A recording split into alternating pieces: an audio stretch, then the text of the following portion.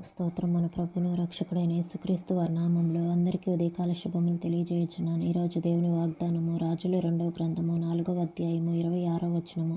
నీవును నీ పెనిమిటియు నీ బిడ్డయు సుఖముగా ఉన్నారా? ఇక్కడ ఎలీషా ప్రవక్త కాలంలో ఒక స్త్రీ ఉంది.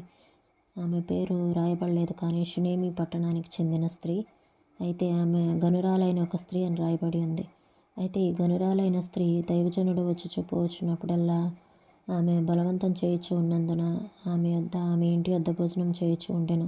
అలా దైవజనుడు వచ్చి చెప్పవచ్చు ఉన్నప్పుడల్లా ఆమె దైవజనుని కోసము ఒక గదిని సిద్ధం చేసి అందులో అతని కొరకు మంచము, బల్ల, పీట, దీపస్తంభము వీటన్నిటినీ ఉంచి దైవజనుడు వచ్చినప్పుడల్లా అందులో బస చేయించు ఉన్నాడు. అయితే దైవజనుడు ఆమెను అడిగాడు, నీకేమైనా కొదువుగా ఉన్నదా, నీకేం కావాలని అడిగినప్పుడు ప్రవక్త అయిన ఎలీషా శిష్యుడు గెహాజీ చెప్తాడు, ఈమెకు సంతానం లేదు అని. అప్పుడు దైవజనుడు ప్రార్థించగా ఆమెకు సంతానం కలుగుతుంది, కుమారుడు కలుగుతాడు. ఆ కుమారుడు ఎదిగిన తర్వాత ఒక రోజున చనిపోతాడు. చనిపోయినప్పుడు ఆమె ఆ కుమారుడిని ఒక గదిలో ఉంచి తలుపులు వేసి దైవజనుడి యొద్దకు వెళుతుంది. అప్పుడు ఎలీషా ప్రవక్త అతని కోసం, ఆమె బిడ్డ కోసం ప్రార్థించినప్పుడు ఆ బిడ్డ బ్రతుకుతాడు. అయితే ఆ బిడ్డ బ్రతికాడు. అయితే ఈ రోజున దేవుడు మనతో మాట్లాడే మాట ఏంటంటే, మనకిష్టమైన వారు, మనకు ప్రియమైన వారు ఎవరైనా చనిపోతే మనము ధైర్యంగా ఉండాలని దేవుడు మాట్లాడుచున్నాడు. హృదయమా ధృతి వహించు, నీ ప్రియులు గతించిపోయినా ఎప్పటికైనా దేవుడు నీవాడే, ధైర్యం ధరించు. చావు కాచుకొని ఉంది, ఇదిగో నీ ప్రభువు నిన్ను క్షేమంగా నడిపిస్తాడు, ధైర్యం వహించు. జార్జి ముల్లర్ ఇలా రాశాడు, 62 సంవత్సరాల 5 నెలలు నా భార్య నాతో ఉంది. ఇప్పుడు నా 92వ ఏట నేను ఒంటరివాడనయ్యాను. కానీ నిరంతరం నాతో ఉండే యేసు వైపుకి తిరిగాను. నా గదిలో అటూ ఇటూ పచార్లు చేస్తూ ఆయనతో అన్నాను, యేసు ప్రభు, ఇప్పుడు నేను ఒంటరివాణ్ణి, కానీ నాకు ఒంటరితనమేమీ లేదు. నాతో నువ్వున్నావు, నా స్నేహితుడివి నువ్వే. ప్రభువా, ఇప్పుడు నన్ను ఆదరించు, బలపరచు. అవసరమని నీకు తోచిన వాటినన్నిటినీ ఈ దీనసేవకుడికి అనుగ్రహించు. యేసు ప్రభువు అవసరాల్లోనూ అలవాట్లలోనూ మన స్నేహితుడని మనకి నిర్ధారణ అయ్యేదాకా తృప్తి చెందకూడదు.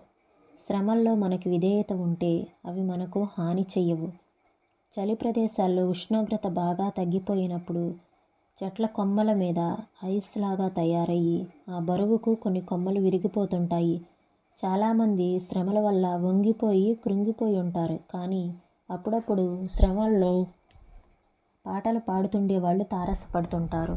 అప్పుడు నా తరపున, ఆ వ్యక్తి తరపున దేవునికి వందనాలు చెల్లిస్తాను. రాత్రిలో వినిపించే పాట కన్నా తీయగా మరేదీ వినిపించదు.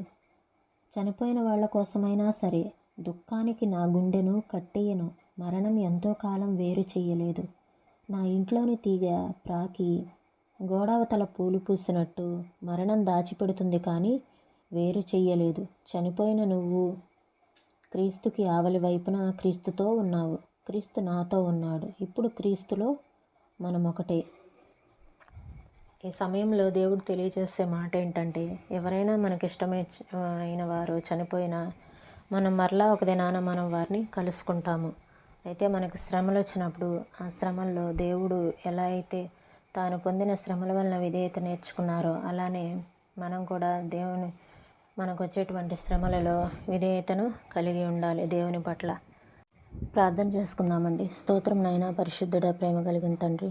అయ్యా నా తండ్రి, ఉదయకాల సమయంలో ప్రతి ఒక్కరిని మీరు జ్ఞాపకం చేసుకోనండి తండ్రి. ఒకవేళ ప్రియమైన వారు నాయనా ప్రభ, అయ్యా మాకు ఇష్టమైన వారిని మేము కోల్పోయి ఉండవచ్చు, కానీ నా తండ్రి నాయనా ప్రభ, దానివలన నా తండ్రి మేము ఇంకా దుఃఖానికి నాయనా ప్రభ మా గుండెను అప్పగించుకోకుండా, నా తండ్రి నాయనా ప్రభ, మరణం ఎంతో కాలం మమ్మల్ని వేరు చేయలేదని మేము గ్రహించి, నా తండ్రి నాయనా ప్రభ, వారికి సురక్షితంగా మీ వద్ద ఉన్నారని మేము ధైర్యం వహించడానికి నీ కృపను అనుగ్రహించండి ప్రభ. నీ కాపుదలను దయచేయండి. ప్రతి ఒక్కరిని ధైర్యపరచండి ప్రభ. అయ్యా శ్రమలలో నా తండ్రి నాయనా ప్రభ, మాకు విధేయతను అనుగ్రహించమని వేడుకొంచున్నాను ప్రభ. సహాయం చేయండి. నీ కృప చేత నింపండి. నీ కాపుదలను మాకు దయచేయమని, మీ నామానికే మహిమ, ఘనత, స్తుతులు, ప్రభావాలు పొందుకోమని యేసయ్య పరిశుద్ధమైన నామంలో అడిగి వేడుకొంచున్నాం తండ్రి. ఆమేన్.